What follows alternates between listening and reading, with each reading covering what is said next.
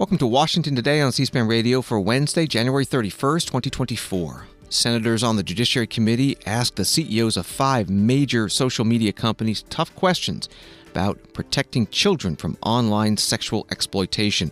Senator Lindsey Graham telling the CEOs, "You have blood on your hands. You have a product that's killing people." One of the witnesses, Mark Zuckerberg of Meta, recognizing families in the audience, he says, who are here today and who have lost a loved one or lived through some terrible things that no family should have to endure. Coming up, portions of today's hearing, and we speak to Politico's tech policy reporter, Rebecca Kern. Federal Reserve holds interest rates steady after the Fed's first monetary policy meeting of the year. We'll hear from Fed Chair Jerome Powell and talk with MarketWatch reporter Greg Robb about when the Fed may start cutting interest rates again. The White House says President Joe Biden will be visiting East Palestine, Ohio, in February as the one-year anniversary of the toxic train crash is about to pass. Republican presidential candidate and former President Donald Trump meets with the Teamsters union in a bid to get their endorsement. Senate Majority Leader Chuck Schumer criticizes the House Homeland Security Committee's approval late Tuesday night of 2 articles of impeachment of Homeland Security Secretary Alejandro Mayorkas over his handling of immigration and border security. The White House says it was Islamic Resistance of Iraq, that's the umbrella group supported by Iran, responsible for the drone attack on the U.S. military post in Jordan that killed 3 Americans. And the FBI Director Christopher Wray warns that Chinese state-sponsored hackers are targeting U.S. critical infrastructure, such as water treatment plants and the electrical grid, and are prepared to wreak havoc and cause real pain in a future U.S.-China conflict. Associated Press reports that sexual predators, addictive features, suicide and eating disorders, unrealistic beauty standards, bullying. These are just some of the issues young people are dealing with on social media, and children's advocates and lawmakers say companies are not doing enough to protect them. On Wednesday, the CEOs of Meta, TikTok, X, and other social media companies went before the Senate Judiciary Committee to testify as lawmakers and parents grow increasingly concerned about the effects of social media on young people's lives. The hearing began with recorded testimony from kids and parents who said they or their children were exploited on social media. Throughout the hours-long event, parents who lost children to suicide silently held up pictures of their dead kids. That was the reporting from Associated Press. Both the committee chair and the ranking Republican spoke to the problem in their opening statements. Here is the chair, Dick Durbin, Democrat from Illinois. Online child sexual exploitation is a crisis in America. In 2013, the National Center for Missing and Exploited Children, known as NCMEC, received approximately 1,380 cyber tips per day. By 2023, just 10 years later, the number of cyber tips has risen to 100,000 reports a day. That's 100,000 daily reports of child sexual abuse material, also known as CSAM. In recent years, we've also seen an explosion in the so-called financial sextortion, in which a predator uses a fake social media account to trick a minor into sending explicit photos or videos, then threatens to release them unless the victim sends money. In 2021, NCMEC received a total of 139 reports of sextortion, 2021. In 2023, through the end of October alone, this number skyrocketed to more than 22,000. More than a dozen children have died by suicide after becoming victims of this crime. This disturbing growth in child sexual exploitation is driven by one thing: changes in technology. Senator Dick Durbin, Democrat from Illinois, chair of the Judiciary Committee, opening up today's hearing. The witnesses, the CEOs of big technology companies. Senator Lindsey Graham of South Carolina is the committee's ranking Republican.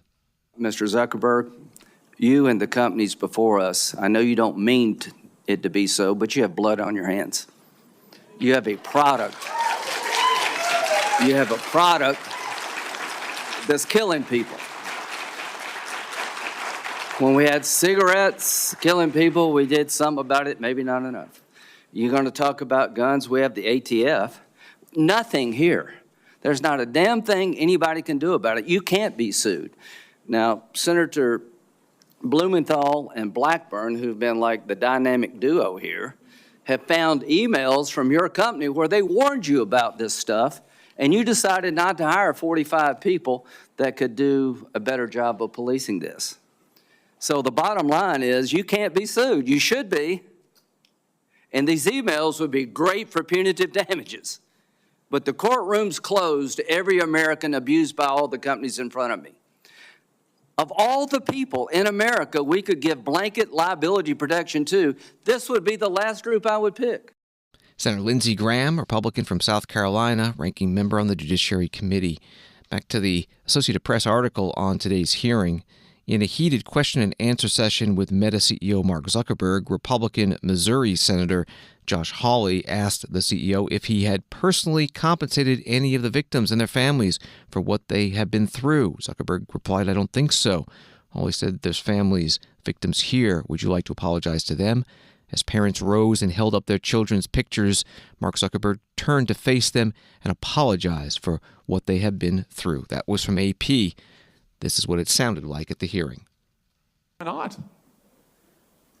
Don't you think they deserve some compensation for what your platform has done? Help Senator, with counseling services, help with dealing with the issues that your services caused? Our job is to make sure that we build tools to help keep people safe. Are you going to compensate them? Senator, our job and what we take seriously is making sure that we build industry-leading tools to find harmful content, make money. take it off the services, To make money. and to build tools that empower parents. So you that didn't help take work any with- action. You didn't That's take not any true, action. Senator. You didn't fire anybody. You haven't That's not true. compensated a That's single not- victim. that's Let not me what I ask you said. this. Let me ask you this. There's families of victims here today. Have you apologized to the victims? Would you like to do so now? Well- They're here. You're on national television. Would you like now to apologize to the victims who have been harmed by your product? Show them the pictures. Would you like to apologize for what you've done to these good people? I'm sorry for everything that you've all been through. No one should have to go through the things that your families have suffered. And this is why we invested so much and are going to continue doing industry-leading efforts to make sure that no one has to go through the types of things that your families have had to suffer. You know, why, Mr. Zuckerberg, why should your company not be sued for this? Why is it that you can claim, you hide behind a liability shield, you can't be held accountable? Shouldn't you be held accountable personally? Will you take personal responsibility? Senator, I think I've already answered this. I mean, these Well, are try serious this again. issues. Will you take personal responsibility? Senator, I view my job and the job of our company as building the best tools that we can to keep our community safe. Well, you're failing at and that. Well, Senator, we're doing an industry-leading effort. We build AI tools nonsense. Your product is killing people. Will you personally commit to compensating the victims? You're a billionaire. Will you commit to compensating the victims? Will you set up a compensation fund Senator, with your money? I think these are With your money. complicated- Senator, these are complicated Yes, no, issues. that's not a complicated question, though. That's a Senator, yes or no. this is- Will you set up a victims' compensation fund with your money, the money you made on these families sitting behind you? Yes or no? Senator, I don't think that's my job is to Sounds make sure like that a we no. build good tools. My Sounds job like a is no. to make sure that Your job is to be responsible for what your company has done. You've made billions of dollars on the people sitting behind them. Are you here? You've done nothing to help them. You've done nothing to compensate them. You've done nothing to put it right. You could do so here today, and you should. You should, Mr. Zuckerberg. Senator Josh Hawley, Republican from Missouri, with Meta CEO Mark Zuckerberg at the Judiciary Committee hearing. A Politico article reads, despite numerous bills, headline-grabbing hearings, and a push from President Joe Biden in his last two State of the Union addresses, Congress has only passed one kid safety law in the last decade, a narrow measure dealing with online child sex trafficking. Since then, both the House and the Senate have been stymied by disagreement over specific security and privacy provisions, and by nearly unanimous opposition from the tech industry itself. At today's hearing, Senator Amy Klobuchar, Democrat from Minnesota, asked some of the witnesses if they would support the bills she has sponsored. Those witnesses, Jason Citron, Discord CEO, Zhao Zichu, TikTok CEO, and Evan Spiegel, Snap CEO.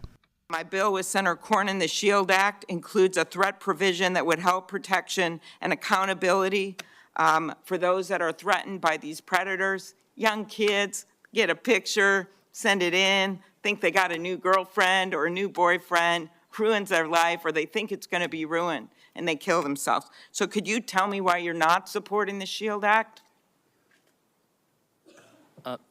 Senator, we think it's very important that teens have a safe experience on our platforms.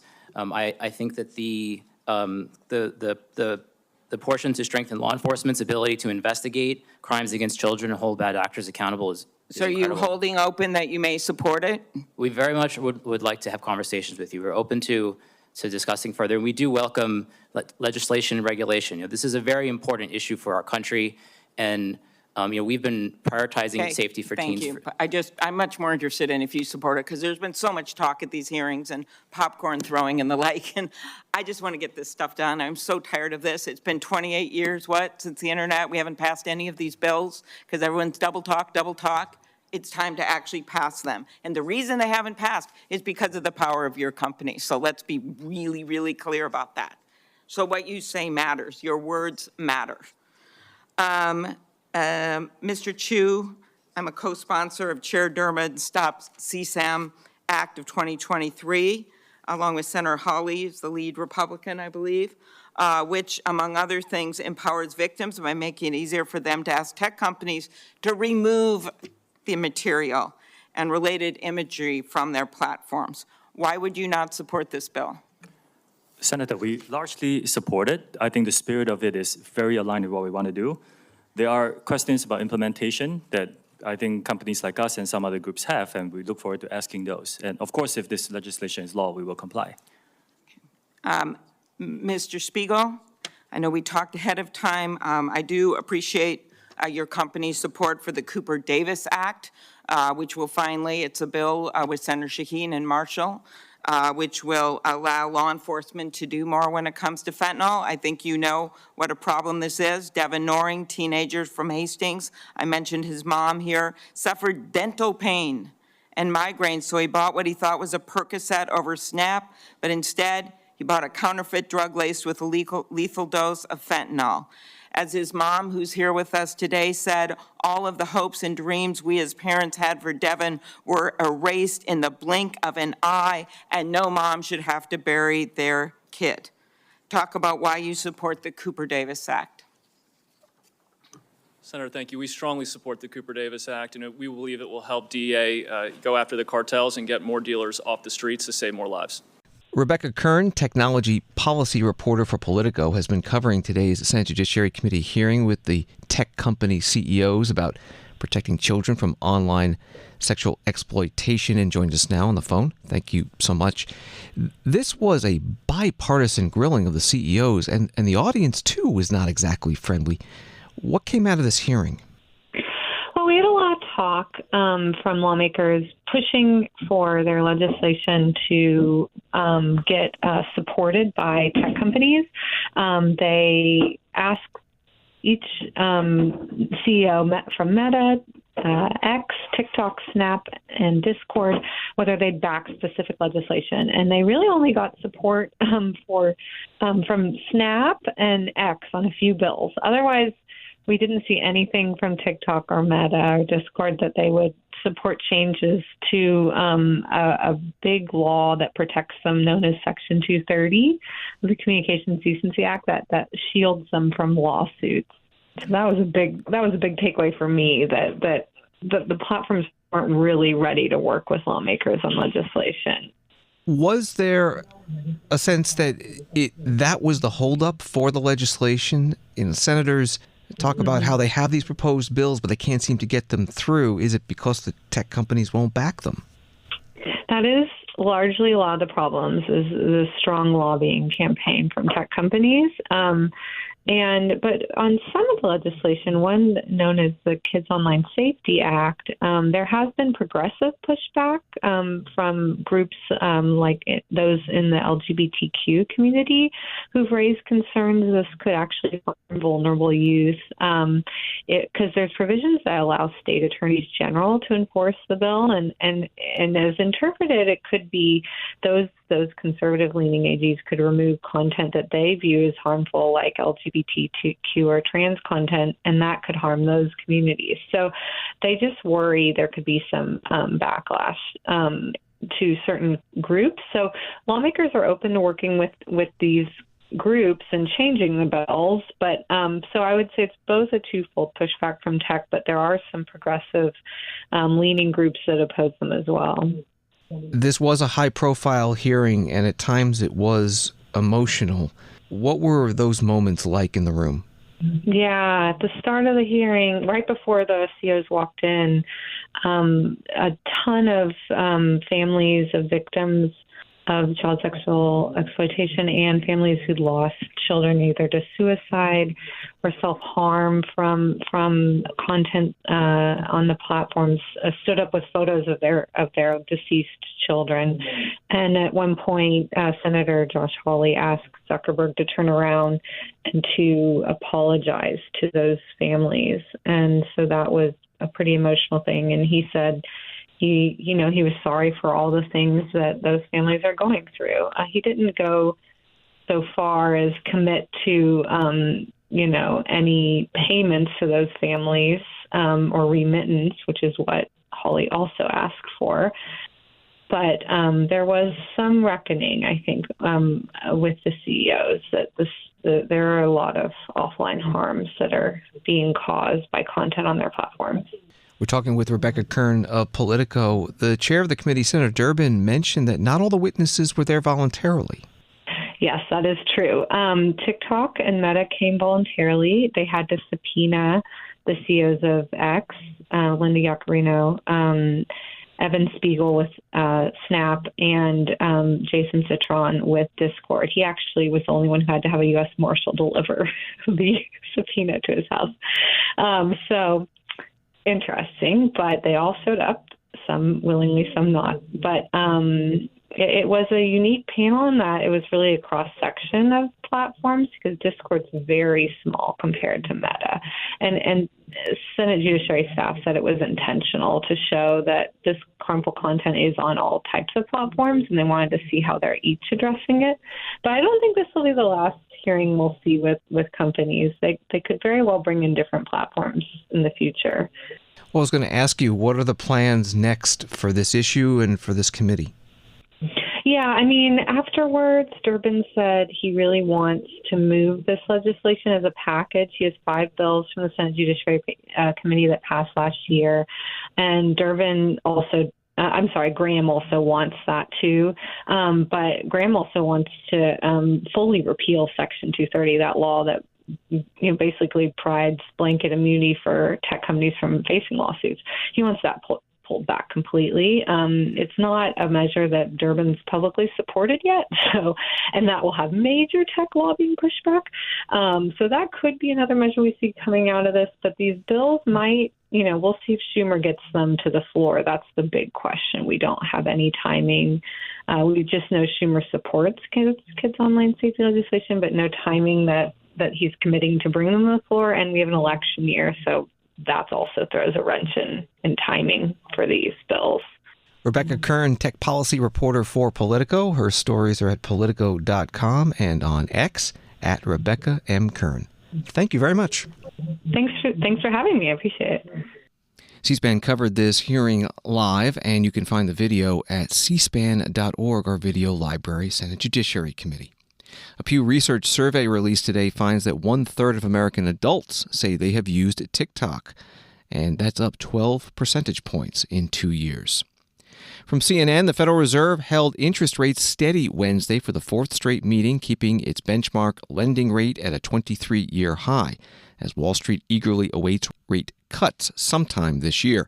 The central bank has raised rates 11 times since March 2022 in a bid to combat the fastest inflation in decades. Price hikes have eased substantially since then, inching closer to the Fed's 2% target. That means the Fed is due to cut rates in 2024, which officials themselves projected last month. But the central bank's latest policy statement released Wednesday pushed back on expectations of the first rate cut coming in March. That was from CNN. Here's Federal Reserve Chair Jerome Powell at his news conference.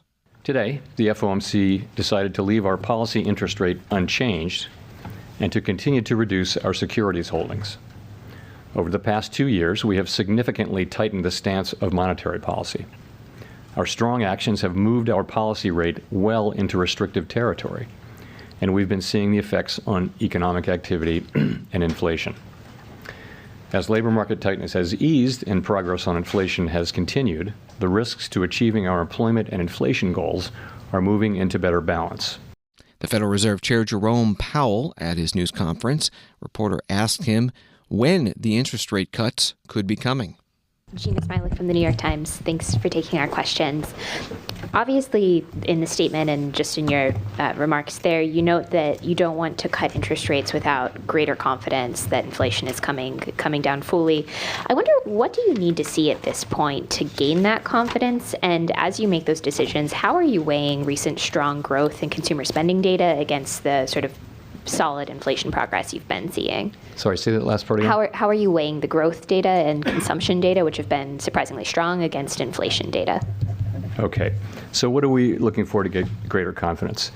Let me say that we have confidence. We're looking for greater confidence that inflation is moving sustainably down to 2%. Implicitly, we do have confidence and it has been increasing, but we want to get greater confidence. What do we want to see? We want to see more good data. It's not that we're looking for better data. We're looking at continuation of the good data that we've been seeing. And a good example is inflation. So we have 6 months of good inflation data. The question really is, that 6 months of good inflation data, is it sending us a true signal that we are in fact on a path, a sustainable path down to 2% inflation? That's the question. And the answer will come from some more data that's also good data. It's not that the 6-month data isn't low enough. It is. It's just a question of, can we take that with confidence that we're moving sustainably down to 2%? That's really what we're thinking about. In terms of growth, we've had strong growth. I mean, if you take a step back, we've had strong growth, very strong growth last year, going right into the fourth quarter. And yet we've had a very strong labor market, and we've had inflation coming down. So I think, whereas a year ago we were thinking that we needed to see some softening in economic activity, that hasn't been the case. So I think we look at stronger growth. We don't look at it as a problem. I think at this point we want to see strong growth. We want to see a strong labor market. We're not looking for a weaker labor market. We're looking for inflation to continue to come down as it has been coming down for the last 6 months.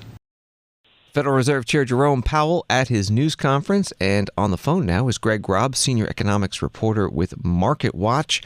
Thanks again for being on Washington today. So no interest rate cut this time, but the Fed tells us the cuts will be coming from the statement after the meeting and from the news conference.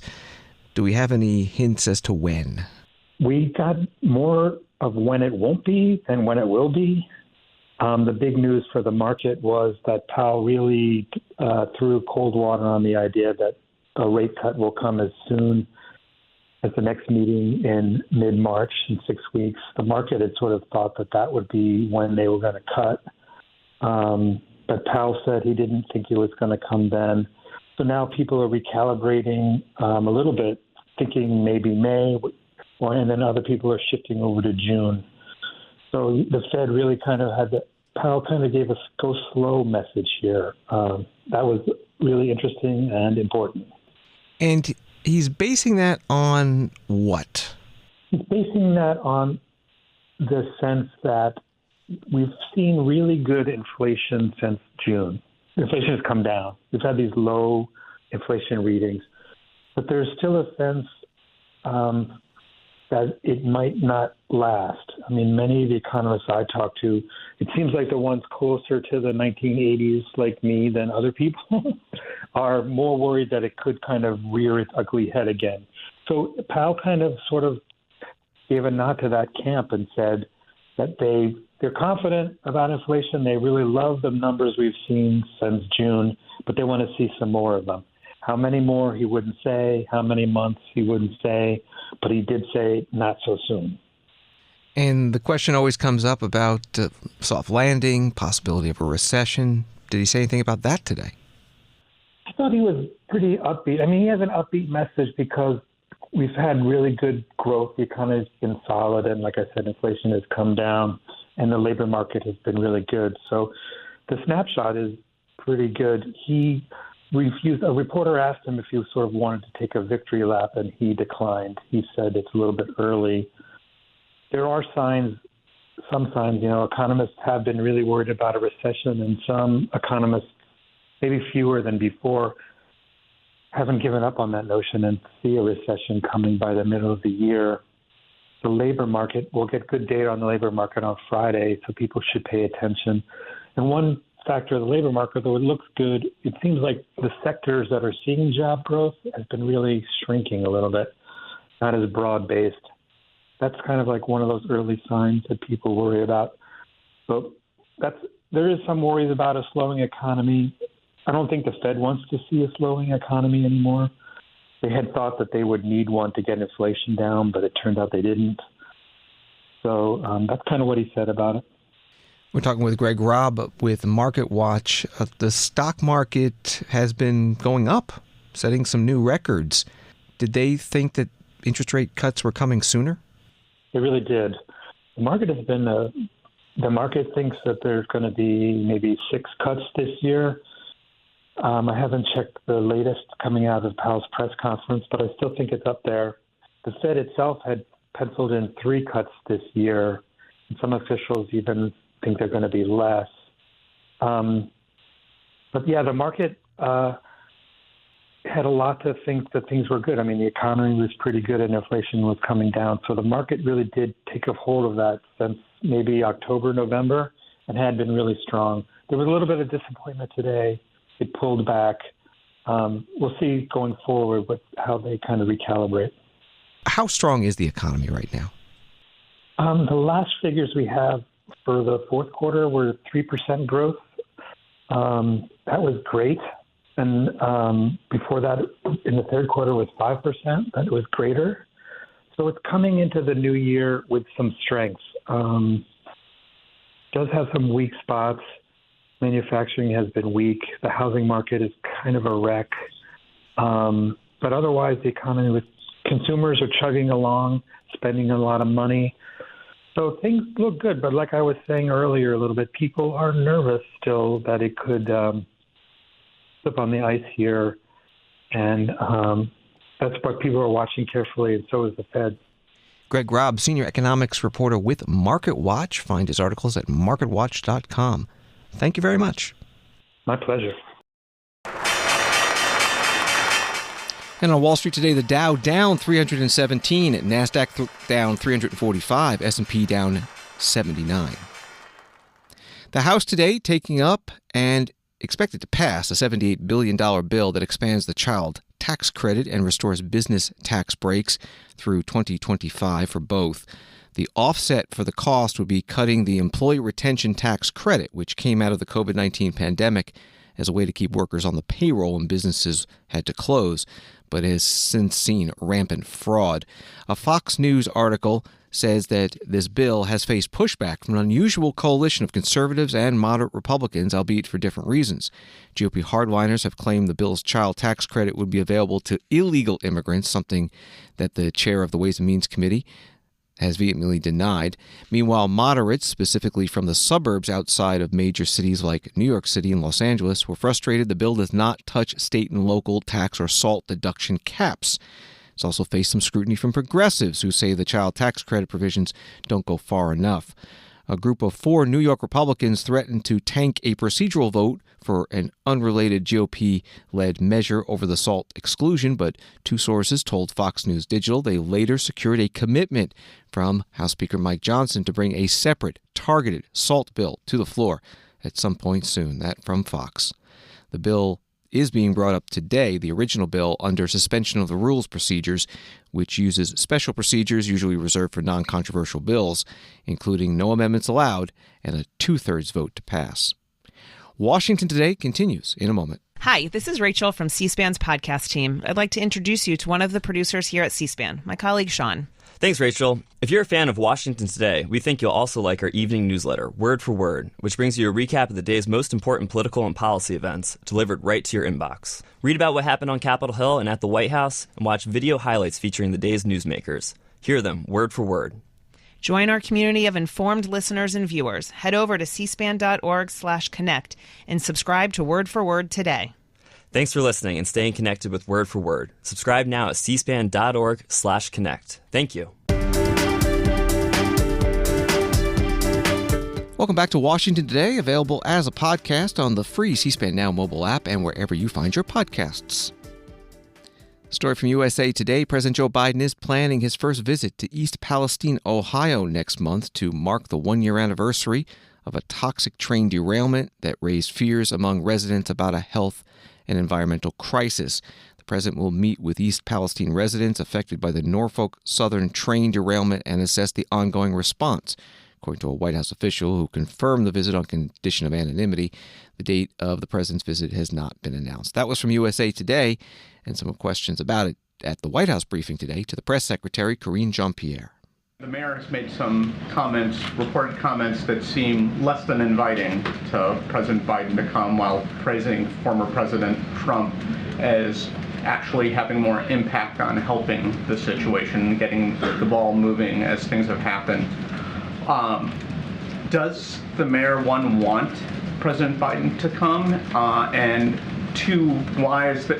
From what you're saying, he's inviting him. Yeah, he but is. I'm assuming he wants him to come if he's inviting him. Why is he also at the same time? Have you guys gotten a sense? And does it matter to President Biden that he's at one end, he's sort of, dunking on him while also calling him to come and visit, from what you're saying? So look, the invite came from the mayor and other folks on the ground. So I think that's important, right? The mayor obviously wants the president of the United States to be there. The president has always said he is a president for folks who live in red states, folks who live in blue states. Doesn't matter if you're in rural America, urban, suburban, he is a president for all. And so let's just never forget that. And I will also want to take a step back. Look, the mayor is allowed to say whatever he wants to say, but he also invited the president, this current president to come. Look, this is, if you think about what happened in East Palestine, on day one, within hours of the derailment, we were on the ground at the president's direction, within hours. And he sent personnel there. This is the president, sent personnel there. EPA, DOT, FEMA, HHS have all been on the ground to support the community till this day. They're still on the ground today. And so, look, the president has been very clear. Anytime there is a situation that happens in a community that is devastated by whether it's a derailment or a natural disaster, obviously, the president says this all the time. He is there for that community for as long as it takes. And he's proven that. So he's looking forward to going to East Palestine in February. We're going to find the day that works best for the folks on the ground. He always said that when the time was right, it was the most helpful for him to be there, he was going to be there. White House Press Secretary Karine Jean-Pierre in the White House briefing room with reporters. A Washington Post article reads that less than a year ago, a disastrous train derailment sent a massive plume of dangerous chemicals billowing over East Palestine, Ohio, startling the town of nearly 5,000 residents and onlookers nationwide. Now a new report warns that more of these catastrophes may loom at any given moment. More than an estimated 3 million people are unknowingly at risk as toxic trains full of highly combustible and carcinogenic chemicals used to make plastic move between Texas and New Jersey. The report is published by Toxic Free Future, an environmental health research and advocacy group, and Material Research, a group researching toxic pollution and inequity. That story from the Washington Post. Donald Trump, former president and 2024 presidential candidate, met today with the Teamsters union in Washington as he seeks that union's endorsement. It was just recently that President Joe Biden got the endorsement of the United Auto Workers Union. Today's meeting, part of a regular roundtable series between rank-and-file Teamsters members and declared candidates for president. Others that have met already include independents Robert F. Kennedy Jr. and Cornel West, Democrats Dean Phillips and Marianne Williamson, and Republican Asa Hutchinson before he dropped out. Donald Trump held a news conference after the meeting. President Trump, one of the Teamsters executive board members objected to your visit today, calling you a known union buster, scab, and insurrectionist. Yeah, well, they're wrong about that. I've dealt with unions for my whole life. I've had a great relationship with unions, and I do it both ways, frankly. I mean, I have unions, and some jobs I have non-unions. Some parts of the country, they really don't have unions, actually. If you wanted a union, they don't have them. Other parts, I happen to grow up in New York, and I've done great there, and we had all union just about. Now, I could have gone a different way, but I didn't. You know, you have companies that will build non-union in New York, but I didn't do that, and I think they respected that. I think we had a great meeting today. It's going to be very interesting. Nice to see you all. Thank you very much. What do you say to American manufacturers and American business owners who argue that the country needs more workers, not fewer? They need, they don't want the border closed down, as you said in the press release. Well, most people need it closed down, and I can tell you, and people feel differently about different things, but the unions and the Teamsters, if they don't have it closed down, they're not going to exist. They're not going to be able to exist. Donald Trump, Republican presidential candidate, former president, at the Teamsters Union building in Washington, D.C. after meeting with them. U.S. House Speaker Mike Johnson, Republican of Louisiana, gave his first official House floor speech today since he became Speaker a couple of months ago. The speech ran about a half hour and was all on one subject, U.S. border security and immigration. In the speech, he talked about the House Homeland Security Committee late Tuesday night approving 2 articles of impeachment against the Homeland Security Secretary Alejandro Mayorkas on a party line vote of 18 to 15. The articles allege the secretary should be removed from office for not upholding immigration laws and breaching the public trust. Here is Speaker Mike Johnson. Just since fiscal year 2022, Secretary Mayorkas has released into the country more than 1.5 million aliens, just sent them out into the country on what they call parole. Remember, the Immigration and Nationality Act states very clearly that parole should only be used on a case-by-case basis and a temporary basis. But millions of illegals right now are being granted parole and spending many years in the United States before they're ever even expected to appear before a judge. Some of them are given a piece of paper that says, "We'll see you in a decade." It's absurd. This mass parole is neither temporary nor selective. It is a clear violation of federal law, and it is dangerous, and it is subversive, and it's intentional. And to make matters worse, we've learned that the Biden administration is now simply releasing 85% of the illegals who come across that border right into the country. They're coming to a neighborhood near you. For reference, by the way, if you're watching the metrics, in 2013, the Obama administration, listen to this, the Obama administration detained 82% of illegal aliens. How do we go from detaining 82% to releasing 85%? It only happens if this is by design. It only happens if it's an orchestrated, intentional effort by the administration to do exactly that. And that is what the evidence shows. John Adams famously said, "Facts are stubborn things." And these are the facts, and you can't look away. This is only part of why Chairman Green and the House Homeland Security Committee marked up articles of impeachment last night. They wrapped that up at about 1:15 this morning, and they did very important work for our country, and we will be moving forward swiftly on those articles. It's long overdue. House Speaker Mike Johnson, Republican from Louisiana, today on the House floor. If the House does pass the articles of impeachment, and a vote could happen as early as next week against the Secretary of Homeland Security, Alejandro Mayorkas, it would be up to the Senate to hold the trial on whether the Secretary should be removed. Conviction on impeachment in the Senate requires a 2/3 vote. The Senate Majority Leader Chuck Schumer, Democrat from New York, spoke on the Senate floor today about the Mayorkas case.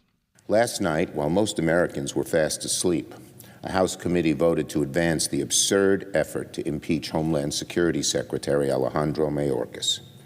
The Republican House majority is moving forward with the sham impeachment effort, despite producing no evidence that Secretary Mayorkas has committed any crime. House Republicans have not shown that he has violated the Constitution. House Republicans have failed to present any evidence of anything resembling an impeachable offense. Instead, what House Republicans are doing by advancing the sham impeachment effort is denigrating our Constitution, all for the sake of appeasing one person and one person only, Donald Trump. And let this be clear. This unserious spectacle by House Republicans does nothing to secure our border. While senators on both sides of the aisle are actually negotiating in good faith on border security, House Republicans keep exploiting the border only for political gain, only to help Donald Trump on the campaign trail, instead of working to solve the problem. There have already been many shameful and embarrassing moments in the Republican House majority, but abusing the Constitution by pursuing the sham impeachment effort is a new ignominious low. Senate Majority Leader Chuck Schumer, Democrat from New York, today on the Senate floor. Senator Schumer also again said that the bipartisan U.S. border security agreement that Republicans had insisted be part of the aid to Ukraine, Israel, and Taiwan package is not yet ready for release, but he does support it and passing it all as one bill. But some Senate Republicans and many House Republicans are now opposing the border security deal. Today, the Senate Minority Leader Mitch McConnell, Republican from Kentucky, answered reporters' questions about his idea of now separating the two issues that were linked up until this point. You made it conditional for the aid to Ukraine to have this border security piece here. Looking back at how long and how tedious these negotiations are, was that a mistake to marry these two things together? Well, it's certainly been a challenge to try to reach an agreement on the border. That's why we've been talking about this so long. I always thought it would be a challenge, and it has been. But it's time for us to move something, hopefully including the border agreement. But we need to get help to Israel and to Ukraine quickly. Would you support proceeding on a Ukraine border security deal if it didn't have support of at least a majority or half of your conference? I don't know how it's going to end up being presented, and we'll see what the final package looks like. How do you Republican voter, how do you voters would look at Republicans if the GOP were to kill a bipartisan deal that you cut with the White House because of Donald Trump's opposition? Well, I think I'm going to continue not to comment on the presidential campaign. Obviously, this is an incredibly challenging political discussion we've been having. I still favor trying to make law when you can. And I do think that what Senator Langford and his team are going to produce is an improvement over current law. You're asking me a question I can't answer right now, which is what is the fate of it. The Senate Minority Leader Mitch McConnell, Republican from Kentucky, at a news conference. NBC News reports that FBI Director Christopher Wray warned about the growing threat of Chinese cyber attacks against U.S. electrical grids and other infrastructure during an appearance Wednesday morning before the House Select Committee on the Chinese Communist Party.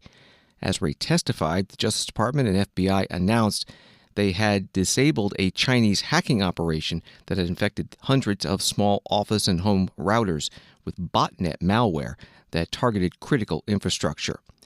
That was from NBC News. Here is FBI Director Christopher Wray.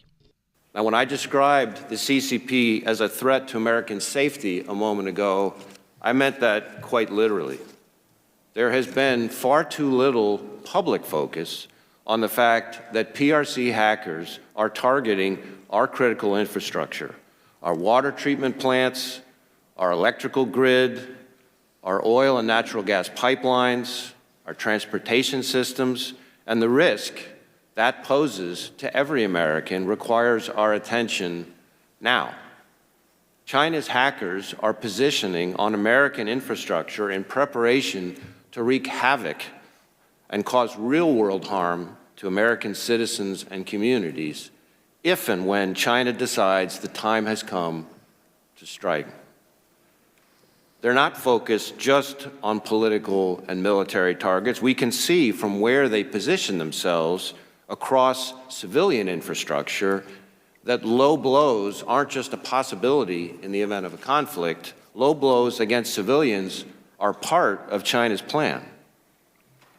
But the PRC's cyber onslaught goes way beyond pre-positioning for future conflict.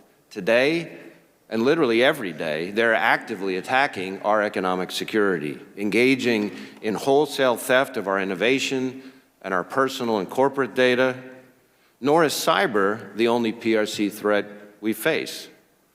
The PRC cyber threat is made vastly more dangerous by the way they knit cyber into a whole-of-government campaign against us. They recruit human sources to target our businesses, using insiders to steal the same kinds of innovation and data that their hackers are targeting, while also engaging in corporate deception, hiding Beijing's hand in transactions, joint ventures, and investments to do the same. And they don't just hit our security and economy, they target our freedoms, reaching inside our borders across America to silence, coerce, and threaten some of our citizens and residents. But I can assure you, the FBI is laser-focused on the threat posed by Beijing. The FBI Director Christopher Wray, his opening statement before the House Select Committee on the Chinese Communist Party, holding a hearing today. Others testifying, General Paul Nakasone, outgoing commander of U.S. Cyber Command and National Security Agency Director, and also the heads of CISA, the Cybersecurity Infrastructure Security Agency, and the National Cyber Director. From the Washington Post, China has repeatedly denounced the U.S. government's hacking allegations as baseless. Beijing has accused the U.S. of almost daily and huge amounts of intrusions against the Chinese government, with the spokesperson for the Chinese Foreign Ministry saying last year that China is the biggest victim of cyber attacks. AP reports the United States on Wednesday attributed the drone attack that killed 3 U.S. service members in Jordan to the Islamic resistance in Iraq, an umbrella group of Iran-backed militias, as President Joe Biden weighs his response options to the strike. The attribution comes as Iran threatened on Wednesday to decisively respond to any U.S. attack on the Islamic Republic after the U.S. said it holds Tehran responsible. That was from AP. John Kirby, the White House National Security spokesperson, took questions on this at today's White House briefing. Iran's ambassador to the UN warned today that Iran, quote, would decisively respond to any attack on the country, its interests and nationals under any pretext. One, do you have any reaction to that warning? And two, more specifically, could that be read as a tacit acknowledgement by Iran that the U.S. can keep the Mideast conflict from expanding if President Biden shows restraint in his response that may be forthcoming? Folks that need to show restraint are these groups that Iran backs. But nevertheless, I would just say a couple of things. First of all, as we've said many times, we don't seek a war with Iran. We're not looking for a broader conflict. We're not looking for a war with Iran. That's number one. Number two, we have obligations in the region, including those to our troops and our facilities. And now, as Karine reminded everybody, those attacks have taken the lives of 3 of them. We will do what we need to do to make sure that those responsible are held properly accountable. Is there attribution yet of which militant group or groups were behind this? We believe that the attack in Jordan was planned, resourced, and facilitated by an umbrella group called the Islamic Resistance in Iraq, which contains multiple groups, including Kataib Hezbollah. Was KH the principal behind it? They seem to have fingerprints of this sort of precise attack. As I've said, I mean, this certainly has the earmarks of the kinds of things that Kataib Hezbollah does. But again, for our purposes today and the question you're asking, the attribution that our intelligence community is comfortable with is that this was done by the umbrella group called the Islamic Resistance in Iraq. John Kirby is a spokesperson for the White House National Security Council with reporters in the White House briefing room today. Thanks for listening to Washington Today. You can sign up for C-SPAN's evening newsletter word for word. It's free, and get the stories making headlines in Washington emailed to you every day at cspan.org/connect. Have a good night.